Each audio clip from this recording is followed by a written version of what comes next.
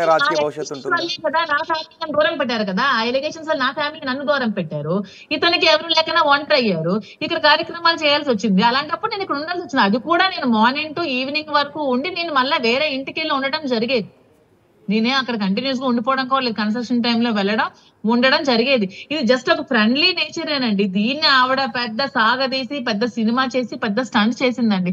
దయచేసి ప్రజలందరూ అర్థం చేసుకోండి. మీకు అందరికీ ఇప్పటికే రిక్వెస్ట్ చేసుకోండి. నన్ను చాలా మంది సపోర్ట్ చేశారు, మిగతా వాళ్ళు కూడా నేను చెప్తున్నాను, దయచేసి అర్థం చేసుకోండి. ఆమెకి డబ్బు అపేక్ష, రాజకీయ అపేక్షతో ఆమె భర్తను చాలాసార్లు చంపాలని ట్రై చేసింది. పాపం ఎలా చంపాలని ట్రై చేసిందండి?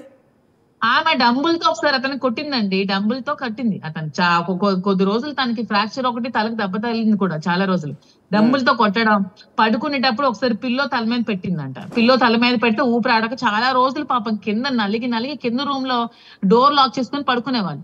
ఒక లాయర్ కి ఫోన్ చేసి ఫుడ్ లో పాయిజన్ పెట్టమని చెప్పిందంట. పార్టీకి ఇన్వైట్ చేసి ఫుడ్ లో పాయిజన్ పెట్టండి అని చెప్పిందంట ఒక లాయర్ కి.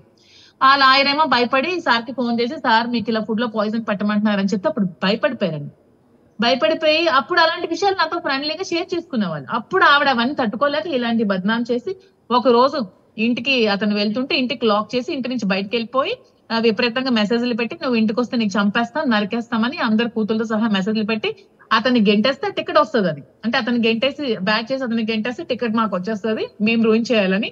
ఈవిడ ఏమండి నిజంగా భర్త మీద ఆలోచన ఉంటే టికెట్ తీసుకుంటారండి. టికెట్ తీసుకుని ఈ పాప ఈవిడ వీళ్ళ అల్లుడు ఎవరో ఉంటే వాళ్ళ అల్లుడు ఎవరో కూడా తెలియదు ఊర్లో, అలాంటి అబ్బాయిని కూడా తీసుకొచ్చి కొండ వయసు ఊరంతా తిప్పేసి అయ్య బాబాయ్ పార్టీని గ్రాఫ్ అమాంతంగా కూల్చేసిందండి బాబాయ్ పార్టీ.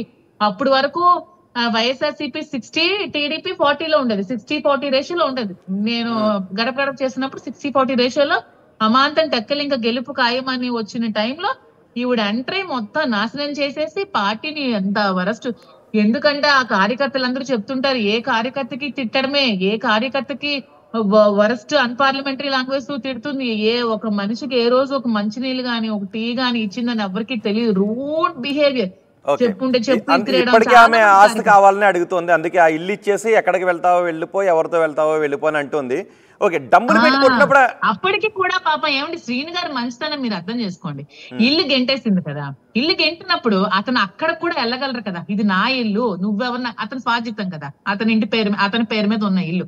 ఒక 8 కోట్లు ఎంతో కష్టపడి ఖర్చు పెట్టి ఆ ఇల్లు కట్టుకున్నారు. చాలా చాలా మంచిగా కట్టుకున్నప్పుడు ఆవిడ లాక్ చేసి తన్నేసినప్పుడు బయటికి పాపం అతను అప్పుడు కూడా వెళ్ళొచ్చండి, ఇది నా ఇల్లు నువ్వెవరు ఇక్కడ నుంచి పో అని అడగొచ్చు. ఆలోచించి ఆ ఇల్లు వదిలేసి పాపం రోడ్డు మీదకి వచ్చి 3 రోజులు కార్ లో పడుకొని, 3 రోజులు ఆఫీస్ లో పడుకొని, 3 రోజులు పార్టీ ఆఫీస్ లో పడుకొని, ఇంత నాయకుడే ఇన్ని కోట్లు చూసిన అతనే ఆ తర్వాత పలాస వెళ్ళారండి పాపం, వాళ్ళ మదర్ వాళ్ళ ఇంటికి వెళ్ళారు. నేను ఎప్పుడు నా ఇంట్లో ఆశ్రయం ఇచ్చి నేను ఎప్పుడు చెప్పాను, మా ఇంటికి ఎప్పుడు అతను రాలేదు. పలాస వెళ్ళి వాళ్ళ మదర్ దగ్గర ఉన్నారు. పాపం పలాస వాళ్ళ మదర్ పాపం 30 సంవత్సరాలు ఇతను పెళ్లి జీవితంలో, ఇతను వైవాహిక జీవితంలో 30 సంవత్సరాల తల్లిని ఎప్పుడూ చూడలేదు. తల్లిని ఎప్పుడు హింసిస్తూనే వచ్చింది. అసలు యాక్చువల్ గా ఇతను ఎప్పుడో తల్లిని చూడకపోతే లా ప్రకారం పేరెంట్స్ ని చూడని వైఫ్ కి డైవర్స్ ఇచ్చే రైట్ ఎవ్రీ హస్బెండ్ కి ఉంది. Every husband has that right. Divorce ఇచ్చేయమని అంటున్నారా? శ్రీనివాస్ కి మీరు సలహా ఇస్తున్నారా? ఇవ్వలేదు, నేను ఎప్పుడు సలహా ఇవ్వలేదండి. ఇచ్చుంటే ఈ డైవర్స్ నోటీస్ మేము 2 years బిఫోర్ అతను పంపించుండేవారు కదా. నేనెప్పుడు కూడా శ్రీను గారు మీరు ధైర్యంగా ఉండండి, ఇంకో చిన్న పాప ఉంది కదా, మీరు డైవర్స్ ఇస్తే చిన్న పాప పెళ్లికి ఇబ్బంది అవుద్ది, మీరు డైవర్స్ మీరు దూరంగా ఎలాగా ఉంటున్నారు, ఆవిడకి ఇవ్వాల్సిన ఇల్లు ఆవిడకి ఇవ్వాల్సిన ఫ్యాక్టరీ ఇచ్చారు, మీరు దూరంగా ఉండండి, అమ్మాయి పెళ్లి మీరు కలిసి చేయాలి కాబట్టి డైవర్స్ తీసుకోకండి, అమ్మాయి పెళ్లికి తల్లిదండ్రులు అనేవాళ్ళు ఇద్దరు అటెండ్ అవ్వాలి, మీరే కదా కాల్ కడగాలి, కలిసి ఉండండి అని నేను ఎప్పుడు బాగా చెప్పేదాన్నండి. చెప్పినప్పుడు అతను ఓకే అని చెప్పి ఉండేవారు. అంటే వాళ్ళు అతనికి పాపం థ్రెట్ ఉంది కాబట్టి అతనంటే అతని ప్రాణ భయంతో ప్రాణ భీతితో బయట ఉండేవాళ్ళు. అదే ఇప్పుడు ఇక్కడ కూడా వచ్చేస్తానంటే మరి అతని సెక్యూరిటీ ఎక్కడ ఉంటది? నీకు 8 కోట్లు ఇల్లు ఇచ్చి ఇంకొకరి నా సహాయంతో వాళ్ళ తమ్ముడు సహాయంతో కట్టుకుని ఇంటికి కూడా నువ్వు వచ్చేస్తానంటే అతనికి సెక్యూరిటీ ఎక్కడ ఉంటది? ఇక్కడ కూడా వచ్చి ఇతను చంపేస్తే ప్రాణం కంటే ఇంకా ఏముంటదండి? ప్రాణం కంటే ఈ విలువైంది ఏముంటది? ప్రాణం ఉంటేనే కదా మనం ఏదైనా చేయగలం. అంటే 30 సంవత్సరాలు వాళ్ళు కలిసి ఉన్నారు, నిజంగా వాణి చంపేయాలి అని అనుకుంటే నిజంగా అది ఎప్పుడో చంపేసి ఉండేవారేమో. కానీ వాళ్ళిద్దరి మధ్య జరిగిన ఏదో చిన్న చిన్న గొడవలో కొట్టుకోవడం తిట్టుకోవడం చంపే కింద చూడాలా?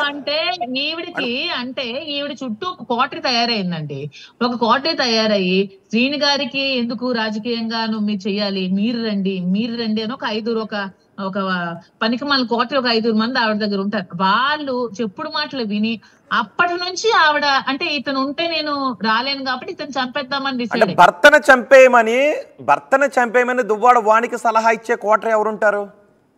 ఆవిడ దగ్గర చుట్టూ మొన్న సార్ మీదకి ఎవరైతే అటాక్ చేయడానికి వచ్చారో, సార్ ఎవరి పేర్లు అయితే ఎఫ్ఐఆర్ లో ఫైల్ చేయించారో, సార్ నా కోటరీ వచ్చారు కదా, సార్ మీదకి రాడ్లు పట్టుకొని కోయడానికి వచ్చారు కదా ఒక కోటరీ, ఒక 5 సారు ఎఫ్ఐఆర్ లో కూడా ఆ 5 అండి.